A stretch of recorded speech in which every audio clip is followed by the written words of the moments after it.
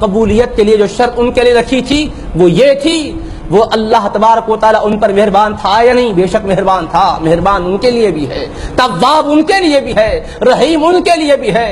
عزیزان محترم غور کریں، قرآن کی بات عرض کر رہا ہوں، چھٹے رکوع میں سورہ بقرہ کے ہے، پارے کے بعد جو رکوع شروع ہوتا ہے یا بنی اسرائیل، اس رکوع کے اندر ہے کہ ان کی توبہ کے لیے اللہ نے یہ قانون دیا۔ اب اس اعتبار سے اگر ہم غور کریں تو ایک مجرم کے لیے جو قانون ہے دوسرے کے لیے بھی وہی قانون ہوگا۔ مجرم مجرم ہے، گنہگار گنہگار ہے، معصیت شیار ہے، قانون کو توڑنے والا قانون کو توڑنے والا ہے۔ وہاں قانون کو توڑا تھا تو قانون توڑنے پر جو سزا تھی یہاں وہی سزا ہو سکتی تھی، مگر بات یہ تھی کہ وہ حضرت کلیم اللہ کی امت ہے، اللہ پاک کا ان پر بے شک کرم ہے، مہربانی ہے، کرم ہی تو ہے کہ توبہ کی قبولیت کی شکل رکھی، ورنہ اگر اللہ یہ فرماتا کہ اے مجرمو تمہاری توبہ کی کوئی شکل ہی نہیں ہے، معافی کی کوئی صورت ہی نہیں ہے، تب کیا کر سکتے تھے؟ تب بھی کوئی اللہ کے خلاف زبان نہیں کھول سکتے۔ کیوں؟ اللہ فرما رہا ہے فعال لما یرید، جو چاہے وہ کرتا ہے، لا یسأل عما یفعل، اللہ پاک جو کرتا ہے اس سے پوچھا نہیں جا سکتا، بے نیاز ہے، غنی عن العالمین ہے۔ لیکن اللہ پاک نے ان کے لیے رحمت کا یہ طریقہ رکھا ہے کہ توبہ اس طرح سے قبول فرماتا، یہ کہہ کر بیان فرمایا۔ اب بات ہم جیسے گنہگاروں کی آتی ہے، ہم میں کون ایسا ہے دوستو جو یہ کہہ سکتا ہو کہ جی میں نیکوکار ہوں، الحمدللہ میں گناہوں سے بچا ہوا ہوں؟ ہے کوئی ہم میں سے جو یہ کہہ سکے؟ ہم نمازیں پڑھیں بھی تو نمازوں میں کیا وہ کیفیت ہے، کیا وہ خشوع خضوع ہے، کیا وہ توجہ ہے، کیا اللہ تبارک و تعالیٰ کی طرف ہمارا دل ویسا جھکتا ہے؟ ہم تو اپنے اعضاء کو جھکاتے ہیں لیکن دل کا حال تو یہ ہے کہ دنیا کے مختلف خیالات دل میں ہلچل مچاتے رہتے ہیں۔ تو کوئی چیز ہماری ایسی نہیں ہے، ورنہ عبادت کرنے والے تو کیسی عبادت کیے، عبادت کرنے والوں نے کیسی عبادت کی۔ اللہ اکبر اللہ اکبر۔ مسجد نبوی شریف ہے، اللہ کے پیارے حبیب صلی اللہ تعالی علیہ وآلہ وصحبہ وسلم کے شہزادوں کا عبادت کا انداز دیکھو۔ مسجد نبوی کے ایک گوشے میں حضرت امام زین العابدین رضی اللہ عنہ یا امام جعفر صادق رضی اللہ عنہ آتا ہے کہ یہ عبادت کر رہے تھے اللہ کی، اچانک مسجد کے کسی گوشے میں آگ لگ گئی۔ جب آگ روشن ہوئی لوگ حیران ہوئے، آگ بجھانے کے لیے شور مچ گیا، سارے لوگ جمع ہو گئے۔ بہرحال آگ بجھانے کے بعد لوگ دیکھتے ہیں کہ حضرت ہے یا نہیں ہے، کیونکہ آواز بھی نہیں آ رہی ہے۔ اتنا شور مچ گیا، آگ کے شعلے بلند ہوئے لیکن کوئی آواز نہیں آئی، کوئی حرکت نظر نہیں آئی، شاید کچھ نقصان تو نہیں پہنچا۔ اس خیال سے جب دیکھے تو دیکھا مسجد کے گوشے میں عبادت میں مصروف ہے، ایک گوشے میں اللہ کی رضا کے لیے سجدہ ریزی میں مصروف ہے۔ جب آپ نماز سے فارغ ہوئے تو عرض کیا گیا حضور مسجد کے گوشے میں آگ لگ گئی تھی، شعلے بلند ہوئے، سارے لوگ جمع ہوئے، شور مچ گیا۔ فرمایا مجھے اس کی کوئی خبر نہیں تھی، میرے کان میں آواز بھی نہیں پہنچی، مجھے محسوس بھی نہیں ہوا۔ بات کیا تھی؟ میں اپنے مولا کی بارگاہ میں سجدہ ریزی کر رہا تھا، میں اپنے مولا کو منا رہا تھا، اپنے مولا سے بخشش کا معروضہ کر رہا تھا، میں اپنے مولا کی بارگاہ میں کھڑا ہوا اس کو پکار رہا تھا۔ جو رب کی بارگاہ میں حاضر ہو اس کو دوسرے کی خبر کیسے ہو سکتی ہے؟ تو آپ دیکھیں عبادت تو وہ کیے جس طرح سے کیے، شان والی عبادت ان کی رہی۔ اللہ اکبر۔ امام زین العابدین رضی اللہ تعالیٰ عنہ اپنے مکان کے بالا خانے پر اللہ تبارک و تعالیٰ کی بارگاہ میں گریہ وزاری فرما رہے ہیں۔ خوف خدا کا اتنا غلبہ ہے کہ چشمان اقدس سے آنسو بہنے لگے، اور آنسو بہے تو اتنے بہے کہ پرنالے سے پانی کی شکل میں نیچے گرنے لگے۔ پرنالے سے پانی جیسا گرتا ہے، آنسو اس قدر آپ کے آنکھوں سے نکلے کہ پانی کی طرح سے وہ پرنالے سے نیچے گر رہے ہیں۔ ایک صاحب کا نیچے سے گزر ہو رہا تھا، جب پانی کے چھینٹے ان کے بدن پر پڑے تو انہوں نے آواز دی اور کہا او پانی پھینکنے والے، یہ تو بتاؤ کہ یہ پانی پاک ہے کہ ناپاک؟ اس لیے کہ نماز پڑھنے والا ہوں، اپنے کپڑے صاف ہے، اگر پاک ہے تو کوئی بات نہیں، ورنہ ناپاک ہے تو اپنے کپڑوں کو صاف کر لوں گا۔ تو جواب دیا کہ ایک گنہگار کی آنکھ سے بہنے والے آنسو ہے، بہتر یہی ہے کہ ان کپڑوں کو پاک کر لیا جائے، اس لیے کہ گناہوں کا یہ میل لے کر باہر نکلے ہیں۔ تو آپ دیکھیے کون اہل بیت اطہار ہیں؟ ارے وہ ہیں کہ جن کے صدقے میں امت کی بخشش ہونے والی ہے، اللہ کے محبوب کے گھرانے والے ہیں۔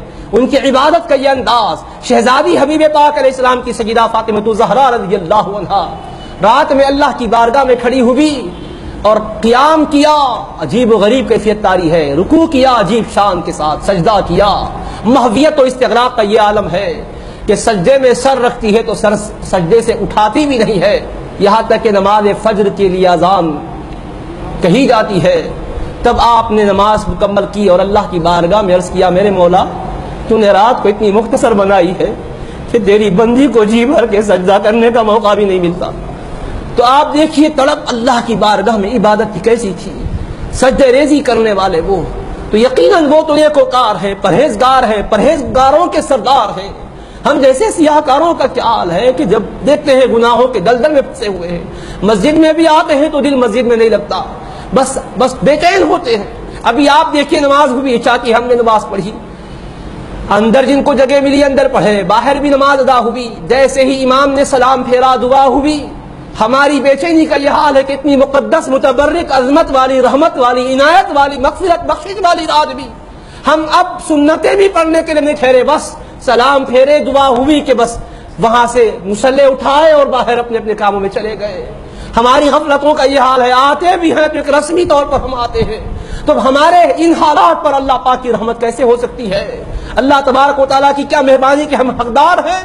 وہاں صرف ایک غلطی ہوئی تھی، حضرت موسیٰ علیہ السلام طور پر گئے، قوم بھٹک گئی، آ کر کہا کہ اے ظالموں تم نے اپنے نفسوں پر ظلم کیا، توبہ کرو اپنے مولا کی بارگاہ میں، اس طرح کے مجرموں کو ختم کر دیا جائے تب توبہ قبول ہوگی۔ اب ہمارا یہ حال ہے کہ عبادت میں بھی دل نہیں لگتا ہے، مقدس راتوں میں بھی غفلت کا شکار ہیں، غفلت میں مبتلا ہیں، سجدہ ریزی کے لیے ہماری جبینیں تڑپتی نہیں ہے، دل ہمارا مولا کی یاد میں دھڑکتا نہیں ہے، ہمارے اعضاء اللہ کی بارگاہ میں جھکتے نہیں ہیں، بے چین بندے کی طرح بے قرار بندے کی طرح رہتے ہیں۔ تو ہم پر تو کوئی کرم ہونا ہی نہیں چاہیے ہماری حالت کے اعتبار سے، مگر وہ کریم مولا کی کرم نوازی دیکھو، اس رحیم کی رحمت دیکھو۔